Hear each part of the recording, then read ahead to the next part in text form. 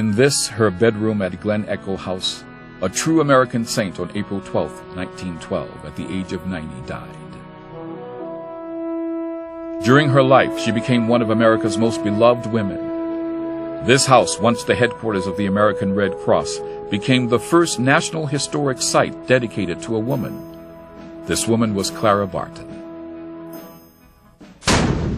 50 years earlier, during the height of the Civil War, with 3,000 wounded men crying for help at the Battle of Bull Run, Clara Barton moved onto the battlefield and did what she could with her supplies to alleviate the suffering of the soldiers.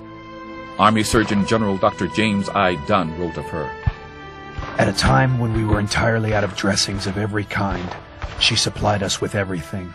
And while the shells were bursting in every direction, she stayed dealing out shirts and preparing soup. I thought that night, if heaven ever sent an angel, she must be one." Moving from battle to battle with her aid, Clara became known as the Angel of the Battlefield. She spoke of her efforts.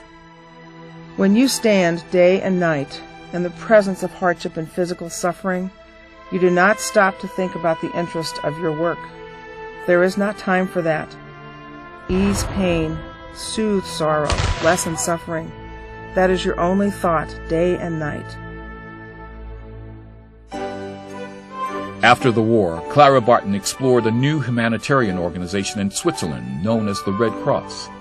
Its goal was to provide aid for the battle-wounded without regard to nationality. Clara brought word of this organization back to America and immediately began working for its recognition by the United States government. By May 21, 1881, she had already set up the first chapter of the American Association of the Red Cross.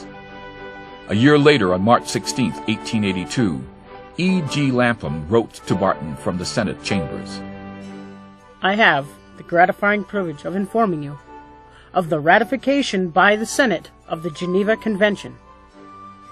Not only did the United States government officially recognize the Red Cross, Clara Barton's efforts started the nation on the road to becoming a member of the International Fraternity of Nations.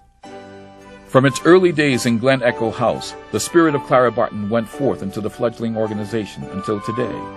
The Red Cross is stronger than ever, a model for caring and hope throughout the world. Wherever there's a disaster, the Red Cross is there.